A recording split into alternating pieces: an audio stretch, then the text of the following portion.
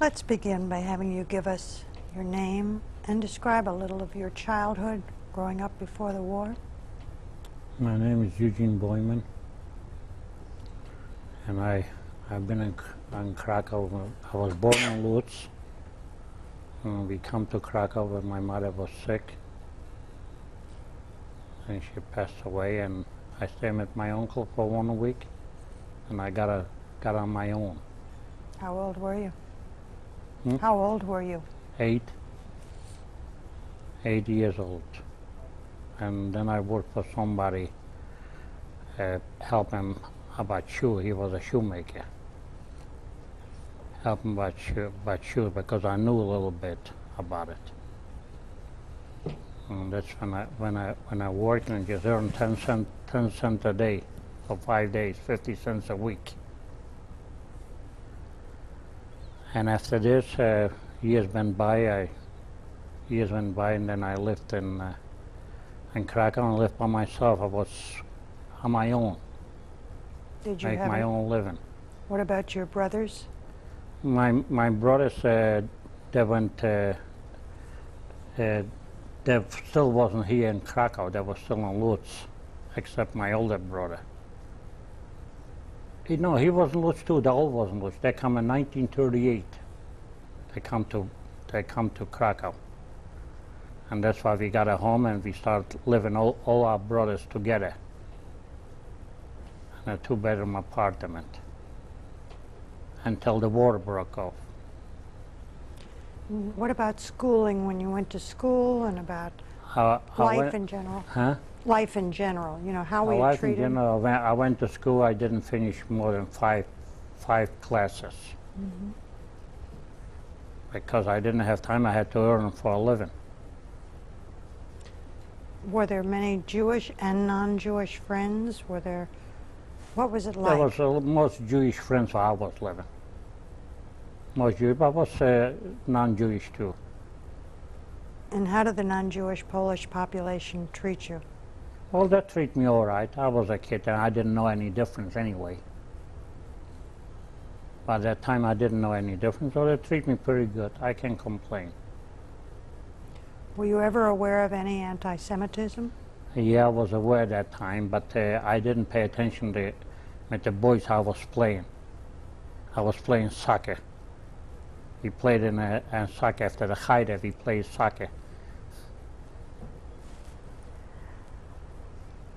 And when the Germans attacked, you were how old? I was, by that time I was 15 years old.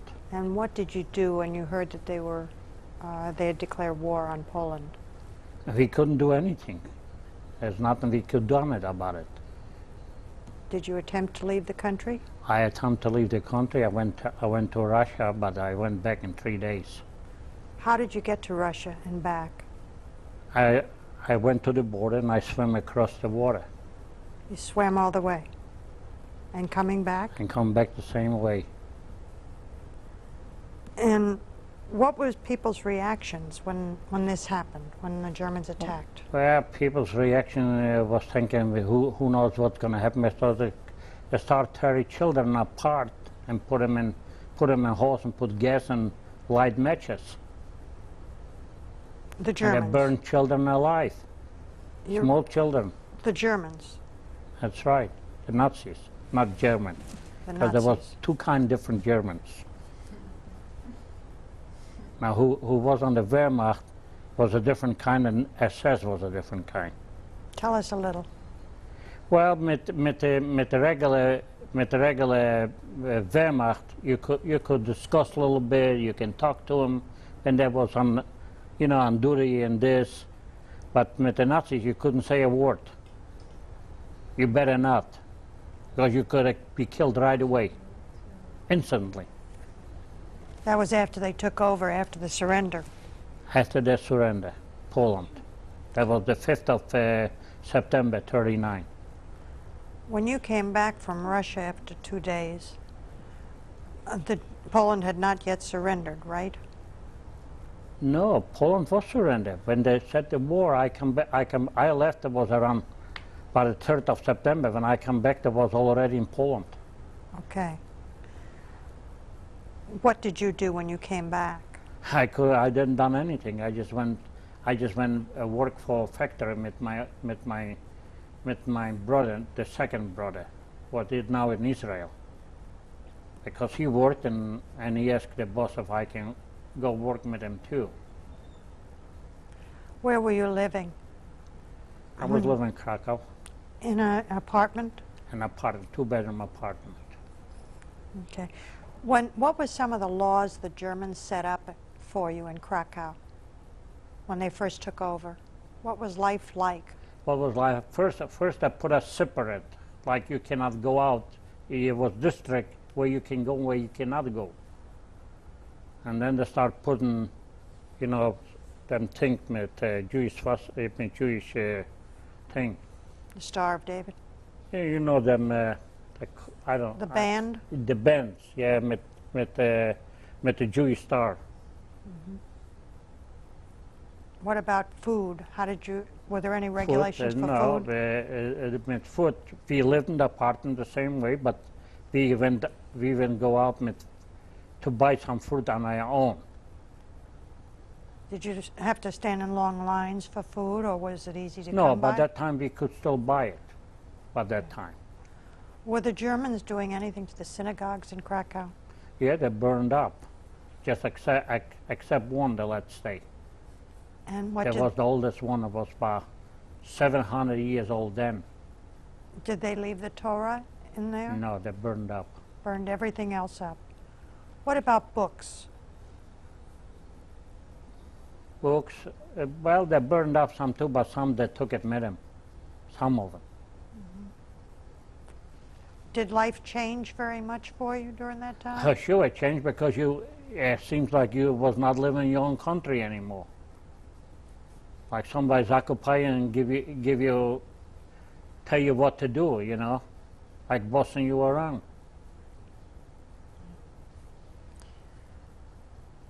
Your brothers, where were they at this time? But this time they was in Krakow, but two went to Russia.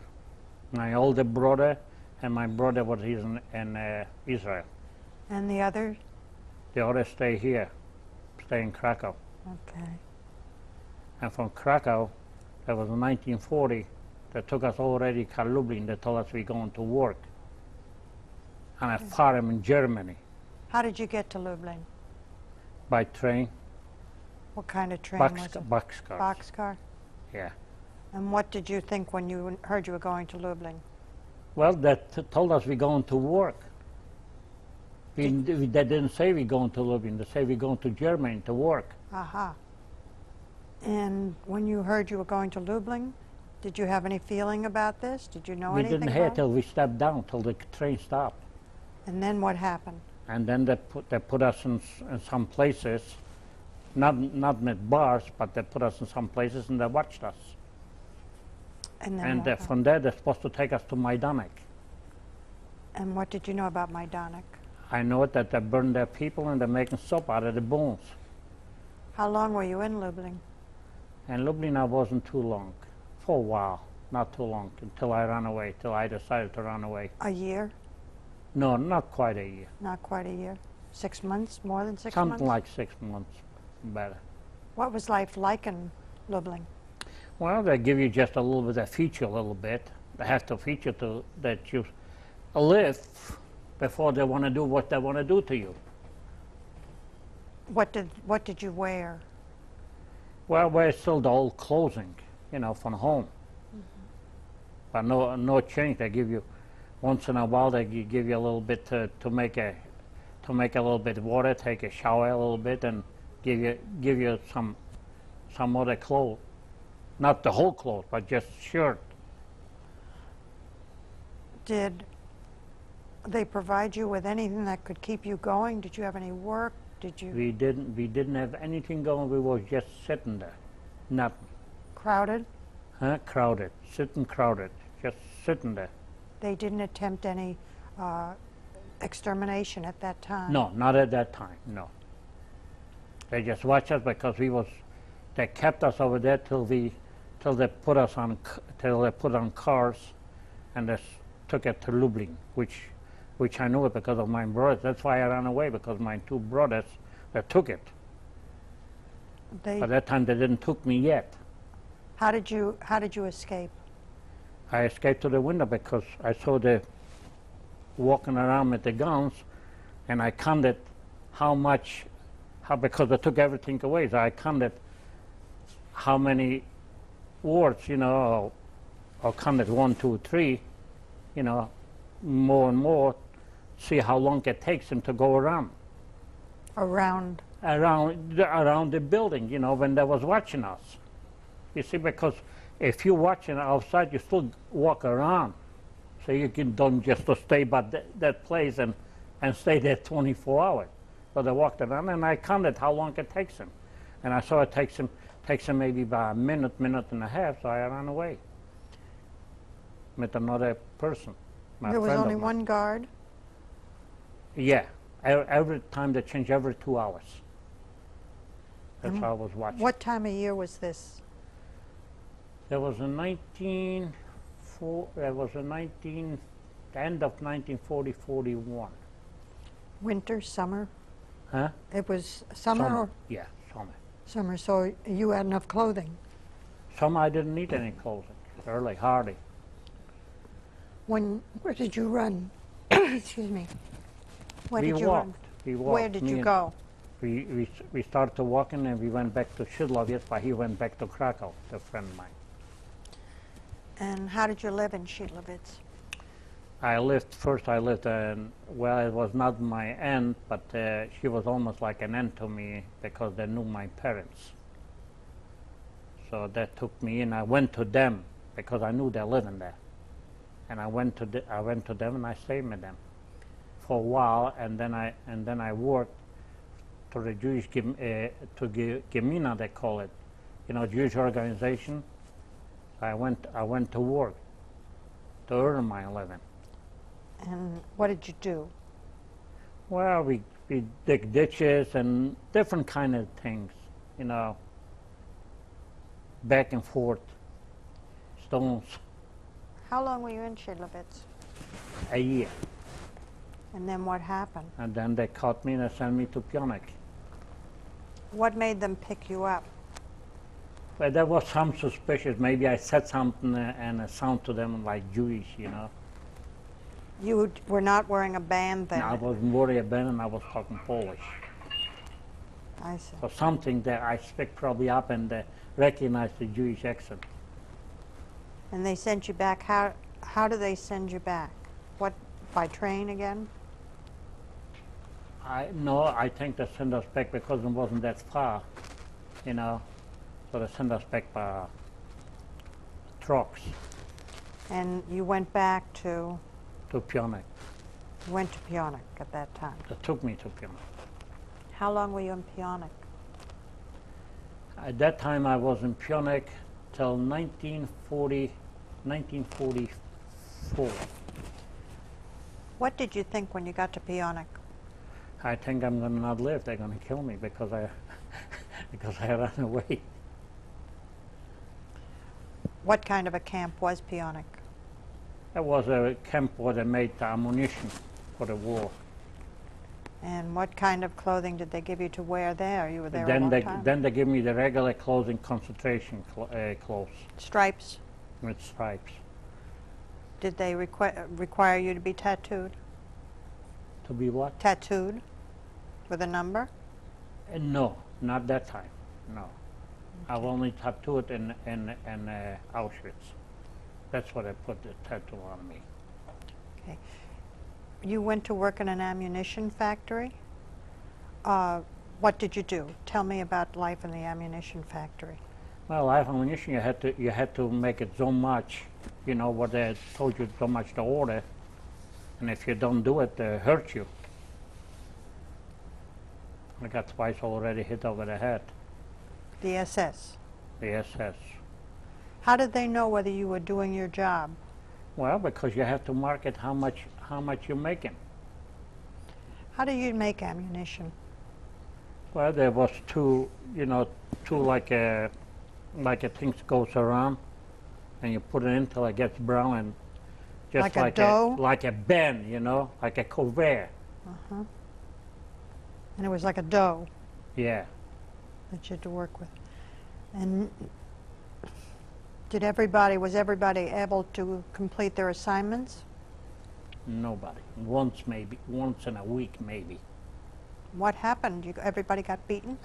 Well, they knew if you cannot make it, it's impossible was to make it. Because you see, you had to do 18 pieces, you know, to bring it out the way they want it.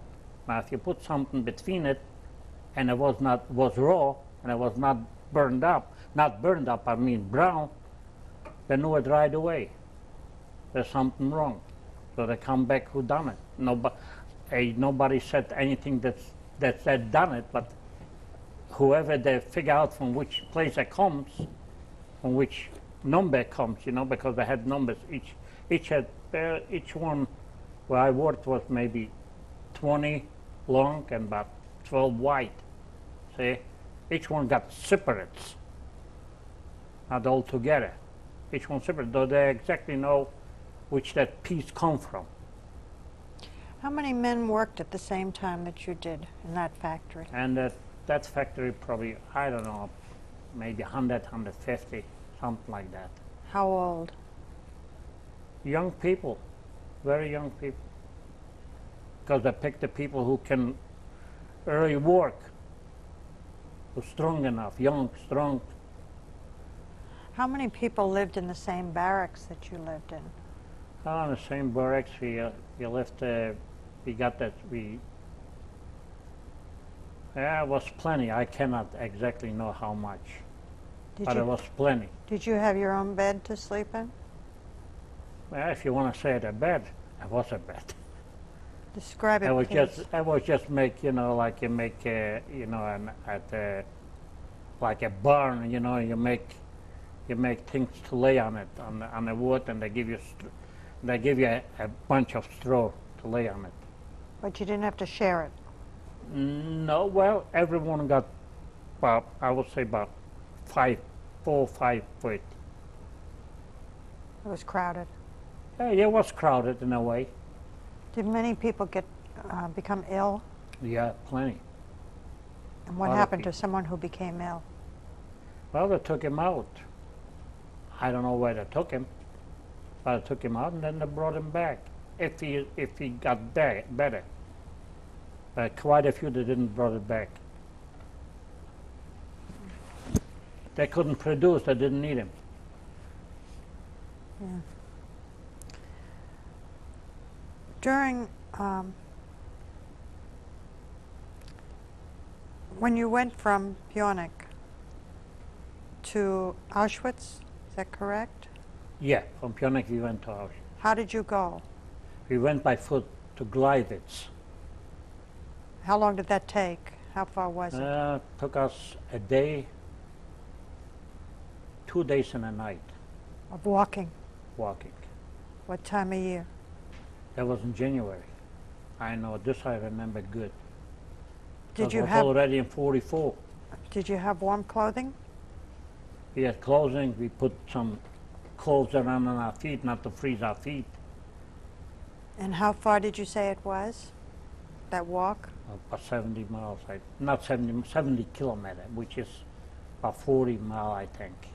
How many of you were there in that group of walking people? Oh, we was there about at least 1,500 or 2,000 people. All men? No, men, women, all kind. Many people die? Quite a few, when they load us up on the car and then on the road too. They couldn't walk anymore. They got their feet swollen up, you know, and if they couldn't walk, they shoot them. And they put you on a train? On a train, in a boxcar train, not in a passenger train. And how long were you on that train? On the train, we was 11 days. Tell me about that experience. Experience was when they sent us with, you know, different people, with women, with men, all together sleeping. There was no place where hardly to move around, because they put 150 people in one boxcar. Just just like regular cows, you know. In Texas, like they're putting in them boxcars. Was there any place to lie down? Hardly to lay down. We lay down all right, but one on each other. What about sanitation? What about Forget about sanitation. They didn't give you anything. what about food? Food, they give you a piece of bread to eat all day long. And a little bit of water. You had to save it and make it go till the next time. That's right. Did they open up the boxcars at all to let you out any time during that 11 days? There was even wires on the windows. Do you think the people knew in the population, do you think they knew? No, they did not know it. No. They claiming, the German people claiming they didn't know it neither, what's going on in concentration camps. Because when I was liberated, I talked to a lot of German people. They swear to me they didn't know what's going on. What would happen if someone did escape from either a camp or from when they were walking to the train? Oh, they're shot right away if they catch him. If they don't cut him, a few run away. I don't say no. But if they caught him or they could stop him with a bullet, they stopped him. Not too many ran away. Didn't have a chance. First of all, he hadn't had the energy to begin with it. And the second, if you had the energy, you wasn't sure because they was walking right on the side, you know. Every 5-10 feet, there was walking a soldier, an SS. So you hardly have a chance. And if you have a chance, you still didn't know if you made it. If you made it, I don't say they didn't. Did people give up sometimes? Well, we give up in concentration camp. A lot of times people went on the wire, the electric wires, and got themselves shocked from the electric and killed. When you got out of the train, you must have been very stiff, very Yeah, we was difficult. worried. If he couldn't stand up. Yeah. So then you saw the gates of Auschwitz. We've all heard about those gates. Yeah. Did you think you were going there to work? Well, we knew that, no. We knew then that we going to Auschwitz, to another camp, because the way we had, that's the Russians getting closer. You're getting closer. That's why we had, and that time we didn't know if we didn't have went to work or nothing. We stayed just in the camps. How long were Oh, you wow. in Auschwitz? Well, in Auschwitz I wasn't long, 3 days I think, and then they sent us to Buchenwald. Now, you said before that you did get a tattoo, a number tattoo. That was in Auschwitz, 3 days. Yeah. Ah, I see that. And then you went to Buchenwald. Yeah. Did you have any idea why you were going to Buchenwald? No, that was just kept sending. That was the main concentration camp was in Auschwitz. See where they burned the people. They got the what they call them, the gas chambers. Yeah, that was the main thing. They even sent it from Buchenwald back to Auschwitz. If doctors that call themselves doctors, I don't know, maybe there was, maybe not. And they just sit down there. That's all they did. Right, left. When you went left, you went back to Auschwitz, the crematory, to the gas chamber. And you went right, you went back to work. You're strong enough. They didn't. I mean, they took a test just looking at you. You had to undress nude and walk around them. Some camps, they required you to have your hair shaved off. Did they? All of it, everybody, even women or girls. How, in Buchenwald, what kind of living quarters did you have? Well, in the morning they give us a piece of bread with one slice of little margarine and a little coffee, but the coffee is not like in here. It's not like You were telling us that they gave you this slab to sleep on, this wooden plank and a little straw. Is that the same in Buchenwald? How many And people lived Buchenwald together? was the same, but they already put it in a nicer way. They put it in between, you know what you got them sacks on potatoes. They put it in straw in there. So you had like a little mattress. And what about a cover on you? Cover just a little blanket. And you wore what kind of clothing? Clothing I wear the same stripes. Now, how long were you in Buchenwald? In Buchenwald I was from 1944 to 45. What about when it got cold? What did they give you to put on? What kind of clothing did they give you to put on when it was They cold? didn't put it on Holland shoes, wooden shoes, and wherever we could put it on, we put it on, whatever they give us. Did the other people you were with, Yeah. was everybody helpful to everybody? Yeah, we was really good to each other. Tried to We survive. don't have a choice. We tried to get along with each other. Tried to survive it. That's right. That's exactly. You didn't have in mind to hurt somebody because you was glad that nobody hurting you. Did you have counting off? Did you have to go to be counted off at Buchenwald? Yeah, sure. Every time you have to stay 5 o'clock in the morning before you go to work. You have to get up, and they count you to there, and they count you when you come back from work. What would happen if the count was wrong? Well, they ask questions. They make us stay longer till they find out what happened to the rest of it. Did you have any contact with the female inmates of Buchenwald? No, Just strictly the men? strictly men. And were most of them young? Well, they was young, a little older. I would say some of them was over 30, some of them, but most of them was younger people, mine age, little older maybe. What kind of work did you do at Buchenwald? Dig ditches, carry stones from one place to another, carry today over there, tomorrow back, third day back again, Why do you think that they had you do that kind of work? just to keep you occupied, that you don't think about it to do something, to Was, get organized. was there ever a time when people did try to get organized to escape as a group? A few, but not all together, no. A few to each other. So yeah, the same thing I got in organizing over there in Ida and Lublin, just with one person. Do you know of any escapes from Buchenwald? Oh yeah, they escaped a few too from Buchenwald. Did you ever hear about those people again? No, Did they use any dogs in Buchenwald? they used dogs, they used anything they could. How would you say the camps were the same or different from one another? Were there any differences? Well, it depends who was watching you and who was they call it like here a foreman, you know, who was in the barrack, a foreman. Now I didn't have too bad because the guy was Polish.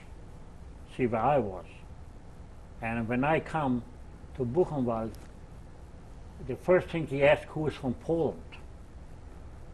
So there was only two people who not from Poland. I mean, from that place where he said Krakow or what was it?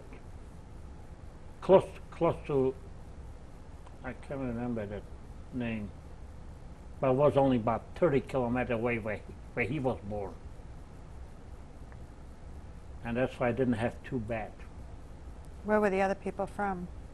That was from Poland too. Poland, Hungarian, English, French, and all over the world. All Jewish, but from all over the world. Was Buchenwald different from Pionik? Well, Pionik was different. Pionik was a factory. See, they took you only there to work. But Buchenwald was both. Buchenwald was to work and to and to, you know, do whatever they want to do with you.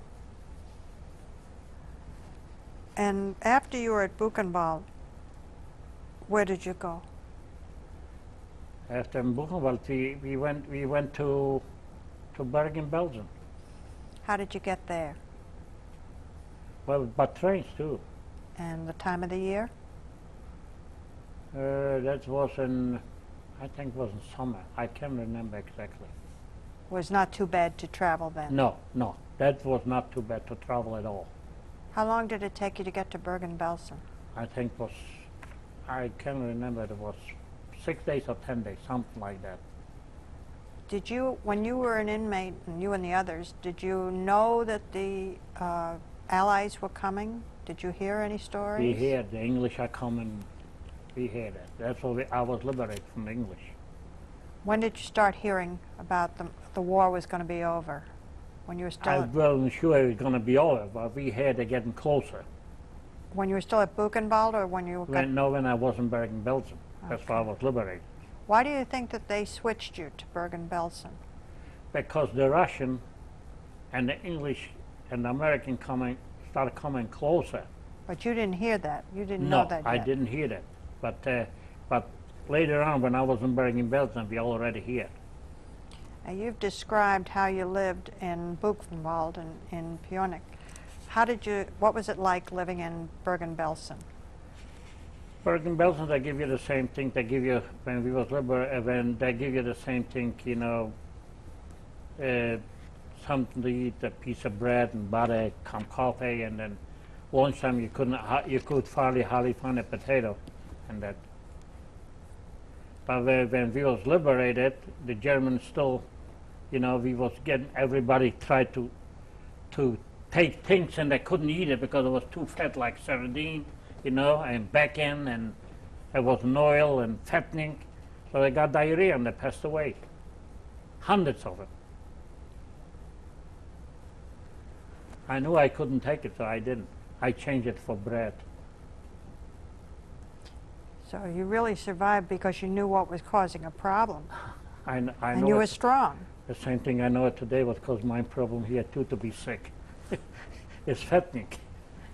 Cholesterol, fattening, fry. When you were at these camps, did you ever witness any hangings? Well, I witnessed one hanging that was in Auschwitz. Yes, I witnessed it. 3 days I was there. Do you know what caused the hanging? I don't know. The hanging by that time I think was 8 people that hung it, and they want us to watch it. Men, They took women? they took everybody out of the barracks. They want us to watch it. And they said because they escaped, which I don't believe it. They just took it out for random. Were they all men that were hanged? Yeah. Did they have a time? The same time like in Auschwitz they worked, that's what they told me, they worked 30 days in the gas chamber, you know, where they burn the people in the gas chambers. They worked 30 days and they don't want them to go out. They talk what's going on there. So they killed them after 30 days and they took a new group to work for 30 days. You were telling us, I don't mean to go back for a moment to past, but we were talking about these things, the terrible things they did. You were telling us about the separation. Some people would go into the gas chamber and some would live and work. When the people were selected to go to the chamber, did they know? They knew it. Then they knew it. But I was lucky, I was just once out. They used to do it every 2 weeks, a selection. But I was lucky because, like I said, of that supervisor, because he was Polish and I was from the same town that he was, almost 35 miles away only. How did that help you in that case? Because he didn't let me out. He put me in his office. That's nobody's there, and they didn't look in his office. Helped me a lot. I don't know, maybe they wouldn't put me because I was young and strong, but still you never know it. Because that's like that, see? You walked around and that's all he did. Who did the selection? that said there were supposed to be doctors, you know, Nazi doctors, like captains, you know, Sturmführers. By the time you got to Bergen-Belsen, were these things still taking place? Were people still being killed in Bergen-Belsen? Well, they've been killed if they wanted to run away. Otherwise, no. Did they work? And every morning you had to stay and you had to stay the same thing Camden. And if somebody was missing, you had to stay so long till they tell you you can go back to the barracks. And then you went to work? No, we didn't work in Bergen-Belsen. You did not? No. How long were you there before the British came? I was there. We come in January, and the British, I think, come in April. Yeah, I was liberated the 15th of April. When Liberation Day came, would you describe that day? You heard it was going to happen sometime, right? Yeah, we knew it. We saw them coming. Tell me more about it. We saw them coming, and then the Germans panicked and they started running away. All the guards? Started running away. And by that time, some ran away on the second and third floor, but there was some Russian was in concentration camp too. So they throw them out of the second floor. The Germans, whoever try to run away, hiding. They threw the Russians? No, they threw the Germans, the Russians. The Russians threw the Germans out the window. Were there any German soldiers, SS, left in the camp when the British came? A few, not very much. There was some soldiers from Hungarian that was together with the German. That's only left because I don't know, they wasn't afraid, you know. What happened to them? I don't know what happened. There The was, next day we didn't see him anymore. So we don't know what happened to him. There was no rumor or nothing. when the British took over, what did they tell you you could do, you could not do? They give us 72 hours to go and hunt whatever you want to do. Kill Germans or hunt for food, whatever you want to do. They give you 72 hours freedom. Whatever you want to do, but you better turn back to camp, come back to camp. What would happen if you didn't come back to camp at Nothing. 72 hours? Nothing, but we didn't have where to go. Where are you going to go? To German towns? Or to Germans? Who do you know who they are? If there isn't any Nazis around, SS. So we come back to camp. How was life changed after the British took over? Traumatic, complete. Tell me about it. We was happy, but a lot of people died because, like I said, they eat that ham, and they eat and they eat that sardine. It was fattening, and their stomach couldn't take it because the stomach was empty. And so they ate and they got diarrhea and they passed away. What about Hundreds of them. What about health care after the British? Healthcare. There was a German doctor there left. He didn't run away, and SS, and he was not a bad one. I don't say that all 100% was bad. That doctor, he treated a lot of people, even after he was liberated. Were there many children in Bergen-Belsen when the liberation came? No, not in children. After, yeah, later on, yeah. Was born. Later they came to Bergen-Belsen after the liberation. Is that what you're saying? No. By that time there wasn't little children, no. Okay. When did the children come? The children come in 46, 47. Okay. When we was liberated already. When the British took over, did they let you organize yourselves, or did you have to be under British command? We have to be under British command, but we organize ourselves. Like I said, they give us 3-day freedom, complete freedom. We can do what we want.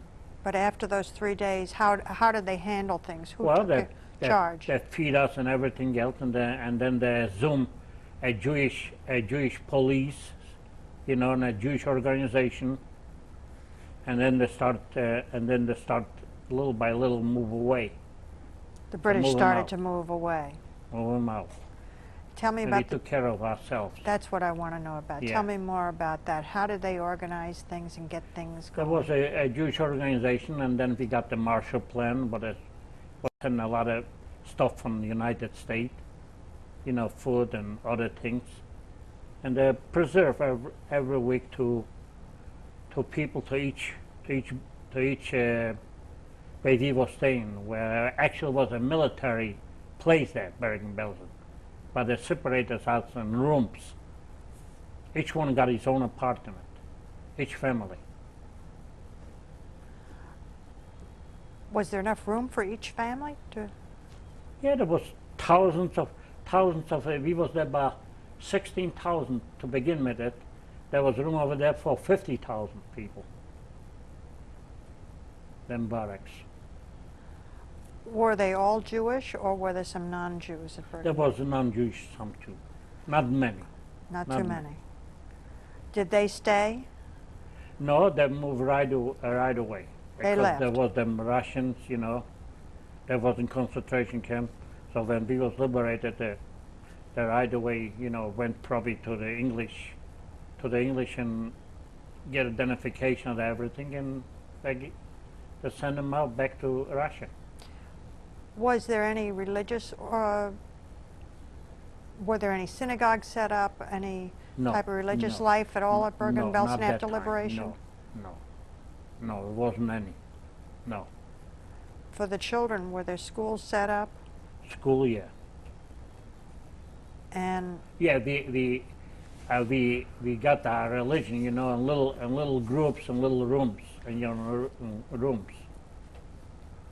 but it was Did just our the prayers, you know, all this. no thing. great organization Not for it special, then. no. No. Okay. Tell me a little about people going to Israel during that time, if they could get out and go to Israel. Was there an exodus? Yeah, 1947. Tell me a little about that, what you know. Well, I know, only thing I know is they put it like, you know, like you're giving out things, you know, like here for advertising. So they give us to read it. It's going to be people who want to go to Israel, fight for freedom fighters, you know, for Israel, because it was not a Jewish state then. So some of them, I myself write it down. That's how I want to go. But a lot of went to fight for me, but I couldn't because my wife. At that time I was married, and my boy she was pregnant with my oldest boy. You met your wife at Bergen-Belsen, Yeah, right after the liberation in '45. and just one of your children was born. And he was born in '47. He got married in '46. We met in '45. We got married in '46, and in '47 he was born. I'm interested to know about your marriage. Who officiated at your wedding? Two rabbis. Not one, two rabbis. I got one rabbi from Bergen-Belsen and one rabbi knew my family from I mean, he knew me pretty good from Krakow. He was from Krakow, a rabbi. He insisted he wants to be on the wedding. He knew it. I'm getting married. He was living there too. He insisted to get us married too. So I had two rabbis. This I won't forget.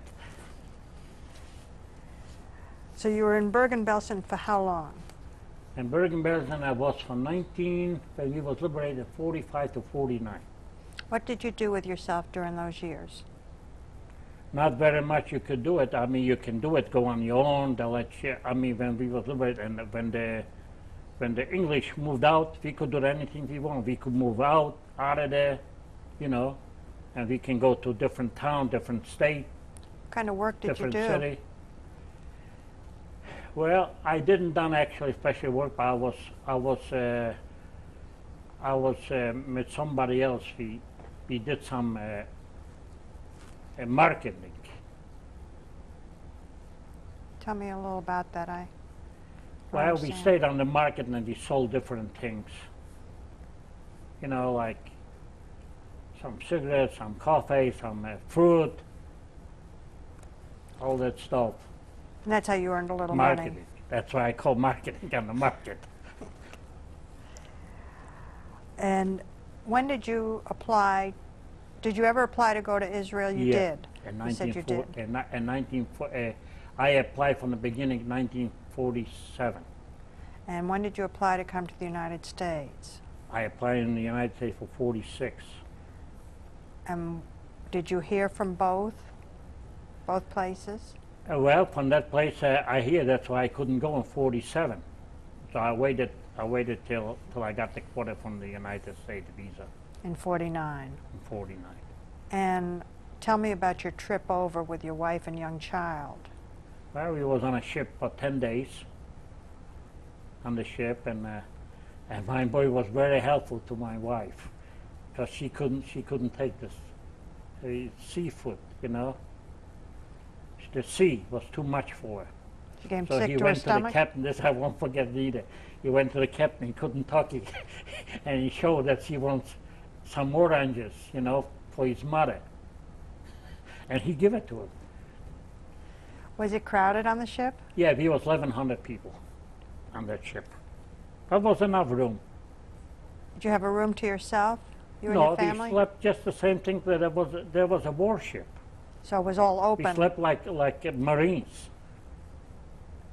See, on the below the deck, There was enough food and enough food, and plenty food. people stayed healthy Yeah, pretty much. as much as they can. If they didn't healthy, they stop and they never stop it because there was doctors over there. What did you think when you got to this country? Well, first I was happy to come, and then we went to Boston, and in Boston I didn't have nobody. I didn't know nobody, but Lazarus I knew he signed up for us, so we come back to come back to Columbus here. Did your ship dock in Boston? Huh? Your ship docked in Boston? Yeah, the ship docked in Boston, and we come by train here to Columbus. When it still was the train over there on High Street, North High Street. When you saw this country, when you arrived at Boston, what did it look like to you? It looked like a new world to me. It was very different, I guess. Oh, sure. First of all, I didn't know the language to begin with it.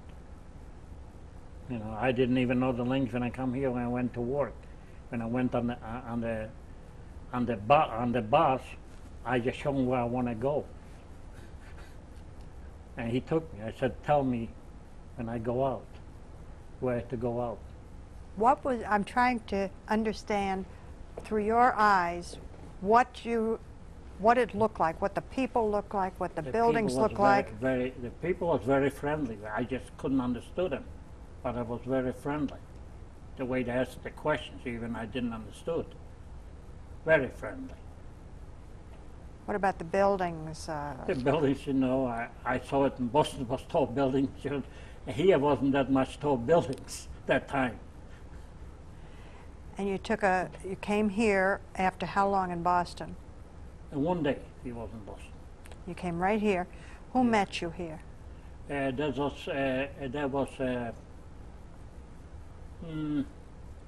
Mrs. Yankin and Mrs. Guri. I remember Mrs. Guri not living anymore, bless her soul. How did you handle the language problem? Well, first of all I went later on, but I handled the problem. I watched TV a little bit, you know, with a small TV. I liked a lot of movies that time. I went to watch cowboys movies all the time. I used to go a lot down Main Street and High Street was a movie where Southern Hotel used to be. Long time ago. That's why I went all the time. And I learned from that, and I learned from the TV, word by word. And your wife? And then after, when I was supposed to become citizen, so he went for 6 months in school to learn for the citizen papers. And did your wife learn from the movies also? No, she knew it. She already She knew how to knows speak how. English? She speaks 11 languages she was speaking. When you came to this country and you came to Columbus, what did you expect to do for a living? Expect to work. Put my sleeves up and go to work. Any- And that's what I did. After 3 days I come here. What did you do? What kind of work? I went to work for, used to be a United Wallen on 3rd Street, near on Spring Street, near 3rd Street. Used to be over there. That's why I went to work. What kind of work did you do? Pressing, on press machines, closing. And you retired, did you? You've retired now. Oh, now, yeah, I've been retired for the last 6 years. So how many years of working did that make? I worked since 1949 till 1970, 78, like 78, 79, I think 80, 1980. And how many children do you have now? 4. Where do they live? One lives in Pataskala, one lives in here on the east side of North Bixby and Refugee Road, and one is in Cincinnati and one is in Florida. Have you ever been back to Europe to visit? No, Do you have a reason why you would not want to go back? because there was bloodshed there. That's the only reason I can think of it. Have you heard anything about the attitude of the Polish people for those Poles who came back after being in the camps? No, not particularly. No. Yeah. I knew there was anti-Semites too, but I never heard the other ones. And how many of your brothers survived? Of my brothers, just 2. And where do they live? Well, one lives in Israel, the other one passed away in California Have you been to Israel? 4 times. Is there anything that you would specifically like us to discuss now about any part of your life since you've given this interview? I know what you mean. Well, I'm not ashamed of it, to tell you the truth. I don't like to bring it up, the past, but I'm not ashamed of it. When I was a young boy, I didn't have nobody. I had to go work for a living. I slept on the market. I think that's something to be proud of, not ashamed. I'm not ashamed of it. No. Well, you're a very interesting man, and I thank you very much for this You're interview. welcome. And that's it.